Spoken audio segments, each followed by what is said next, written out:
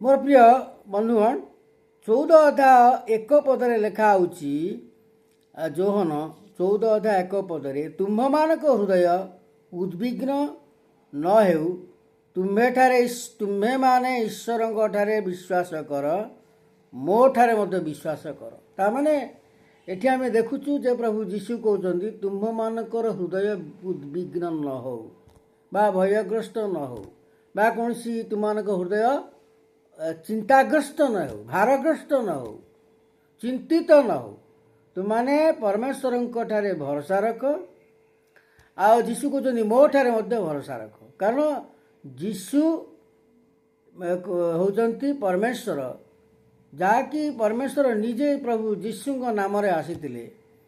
सेदिबाई आमाने कौन करिबा ना जीशु ठारे विश्वास करिबा एवं परमेश्वर ठारे मध्य विश्वास करिबा जेते जीशु जगत रे मानव शरीर धारण करी आसिले से 100 भागरे मनुष्य भाव रे जीवन यापन कले आम सहित परमेश्वर तांको सहित थिले 100 भागरे उपस्थित थिले आ से निजे परमेश्वर मनुष्य भाव रे ए जगत को आसी मनुष्य मानक निमंते सही मुक्तिर रास्ता से देखि दी मुक्तिर रास्ता से व्यवस्था कर जाइछंती जाकि से कालवरी क्रूस रे आम मानक निमंते से मृत्युवरण करछंती मरिछंती जद्रा से रास्ता आ जेतले आम मानक पाप पाई मरिछंती